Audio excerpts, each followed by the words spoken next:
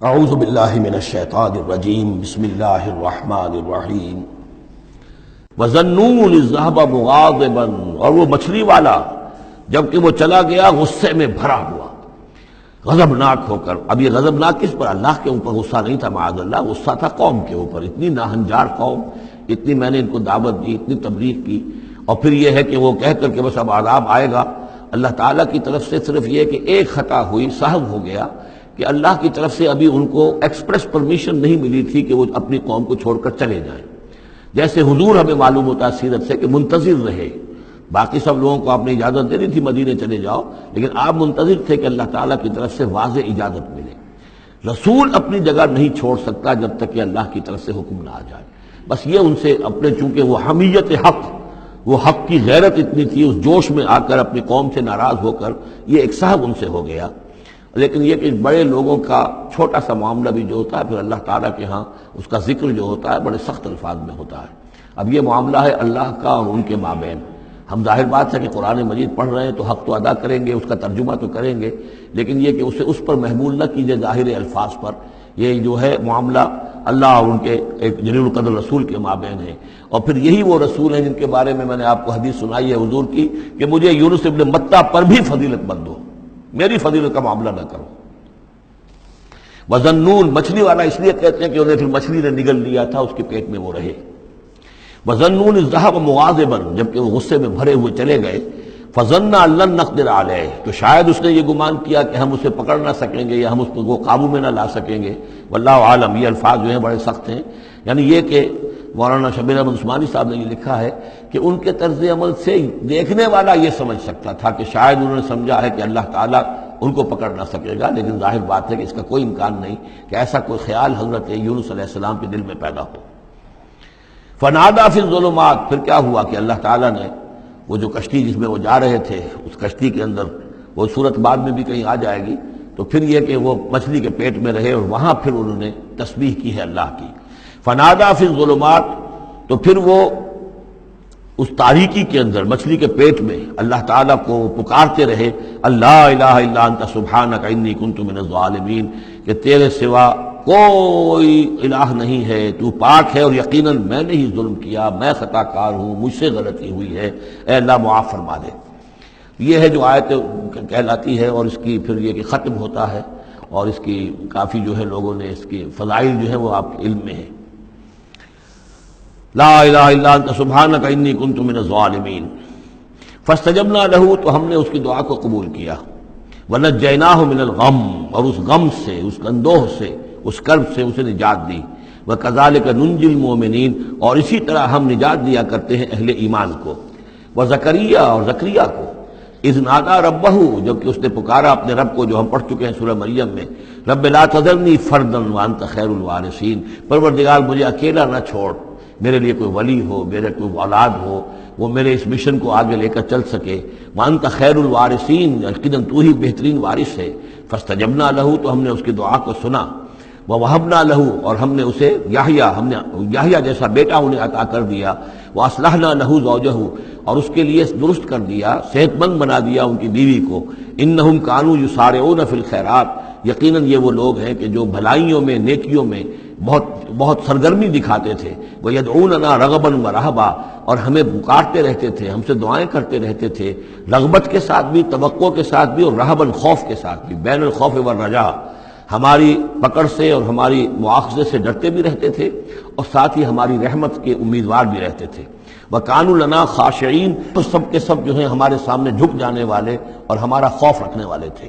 آپ دیکھ رہے ہیں یہ گلدستہ جو ہے انبیاء کے ناموں کا۔ والتی احسنت فرجہا، آخری ذکر ہے، اور وہ خاتون یعنی حضرت مریم سلام علیہا، جس نے اپنی شرمگاہ کی پوری حفاظت کی، یعنی ان کی عفت و عصمت جو ہے انہوں نے اس کو پوری طریقے سے بالکل پاک دامن رہی۔ والتی احسنت فرجہا فنفخنا فیہا من روحنا، تو ہم نے اس میں پھونک دیا اپنی روح میں سے۔ یہی لفظ کن جو ہے وہی ایک جو ذریعہ بن گیا۔ فجعلناہا وابنہا، اور ہم نے بنا دیا اس کو بھی اور اس کے بیٹے کو بھی آیۃ للعالمین، ایک نشانی بنا دیا تمام جہان والوں کے لیے۔ ان ھذہ امتکم امۃ واحدہ، یقیناً یہ ایک ہی امت ہے، یہ ایک امت ہے تمہاری اور ایک ہی امت ہے۔ یعنی ویسے تو امت ابراہیم اور امت اسماعیل اور امت موسیٰ اور امت عیسیٰ اور امت محمد، یہ بہت سی امتیں ہیں دنیا میں، لیکن یہ جو ہے یہ سب ایک امت تھے، ایک ہی دین تھا۔ کان الناس امۃ واحدۃ، تمام انسان شروع میں ایک ہی امت تھے، لیکن بعد میں یہ کہ لوگوں نے پگڈنڈیاں نکال لی، غلط راستوں پر مڑ گئے، ہوتے ہوتے وہ غلط راستے اتنے دور چلے گئے ہیں کہ پہچانی ہوئی صورت بھی پہچانی نہیں جاتی۔ اب ان کو پہچاننا ہی مشکل ہے کہ ان کا کوئی تعلق واقعتاً اس دین حق کے ساتھ تھا بھی کبھی، لیکن یہ ہے کہ حقیقت یہ ہے کہ یہ تمام انبیاء اور رسل جو ہیں یہ ایک امت ہے، ایک گروہ ہے، ایک ان کا رب ہے اللہ، ایک ہی کے ماننے والے ہیں، اسی کے دین کو لے کر یہ آئے۔ ہاں شریعتوں میں زمانے کے ارتقاء کے ساتھ ساتھ، حالات کی تبدیلی کے ساتھ، شریعتوں کے اندر اور تفصیلی احکام میں کچھ فرق واقع ہوتا رہا۔ ان ھذہ امتکم امۃ واحدۃ وانا ربکم فاعبدون، اور میں ہوں تم سب کا رب، بس میری ہی بندگی کرو۔ وتقطعوا امرهم بینہم، انہوں نے اپنے معاملے کو آپس میں ٹکڑے ٹکڑے کر لیا ہے، اڑائے کچھ ورق لالے نے، کچھ نرگس نے، کچھ گل نے، چمن میں ہر طرف بکھری ہوئی ہے داستاں میری۔ تو یہ ٹکڑے ٹکڑے کر کے لوگوں نے اپنے تقسیم کر لیا ہے، جیسے سورہ ہجر میں تھا کما انزلنا علی المقتسمین الذین جعلوا القرآن عظیم۔ اب ہمارے ہاں بھی یہ ہے کہ ہمارے ہاں جو مختلف گروہ ہیں، مختلف جماعتیں ہیں، مختلف مسلک ہیں، سب کے ہاں کسی شے کی زیادہ اہمیت ہے، کسی کے ہاں کسی شے کی زیادہ اہمیت ہے۔ تو قرآن کو بھی اس وقت اس امت نے بھی گویا کہ تقسیم کر لیا ہے۔ اس قرآن کو وحدت کی حیثیت سے، اس کو کل کی حیثیت سے لے کر چلنا، یہ در حقیقت ہمارے لیے ضروری ہے، اور اس کے لیے ہمیں پوری طریقے سے جتنی بھی ہمارے اندر استطاعت ہے اور استعداد ہے کوشش کرنی چاہیے۔ وَتَقَطَّعُوا أَمْرَهُمْ بَيْنَهُمْ، اور انہوں نے اپنے معاملے کو آپس میں کاٹ پھینٹ لیا، تقسیم کر دیا۔ كُلٌّ إِلَيْنَا رَاجِعُونَ، یہ سب کے سب بالآخر ہماری طرف لوٹنے والے ہیں۔ فَمَن يَعْمَلْ مِنَ الصَّالِحَاتِ وَهُوَ مُؤْمِنٌ، تو جو کوئی بھی نیک عمل کرے گا بشرطے کہ وہ مومن ہو۔ اگر کوئی غیر مومن ہے، ایمان نہیں رکھتا اللہ پر، اور کوئی نیکی کا کام کر رہا ہے، کوئی خدمت خلق کا کام کر رہا ہے، اس سے کوئی سروکار اللہ کا نہیں ہے، اس لیے کہ وہ لوگوں کو دکھاوے کے لیے کر رہا ہوگا، یا کوئی اور اس کی غرض ہوگی، کوئی الیکشن لڑنا ہوگا جس کے لیے وہ اب یہ نیکی کے کام کر رہا ہے اور غریبوں کے ہاں جا کر خیرات بانٹ رہا ہے۔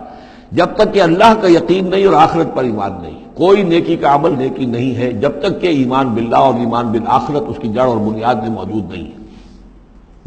فَمَن يَعْمَلْ مِنَ الصَّالِحَاتِ، تو جو کوئی بھی نیک عمل کرے، وَهُوَ مُؤْمِنٌ، اور وہ مومن ہو، فَلَا كُفْرَانَ لِسَعْيِهِ، تو اس کی سعی و جہد، اس کی محنت، اس کی جد و جہد، اس کی ایثار، اس کی قربانی، اس کی وہ اکارت نہیں جائے گی، اس کی ناقدری نہیں کی جائے گی۔ اللہ تعالیٰ شکور ہے، قدر فرمانے والا ہے۔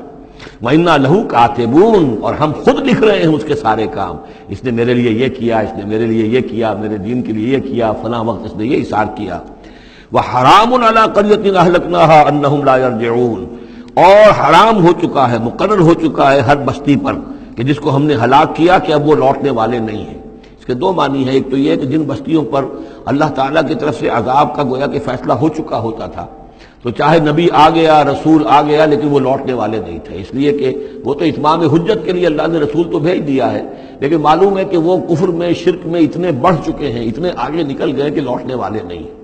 اور ایک یہ بھی ہے کہ جو بستی ایک دفعہ برباد ہو گئی پھر اس کے لوٹ کر آباد ہونے کا سوال نہیں ہے۔ انہم لا یرجعون، صدق اللہ العظیم۔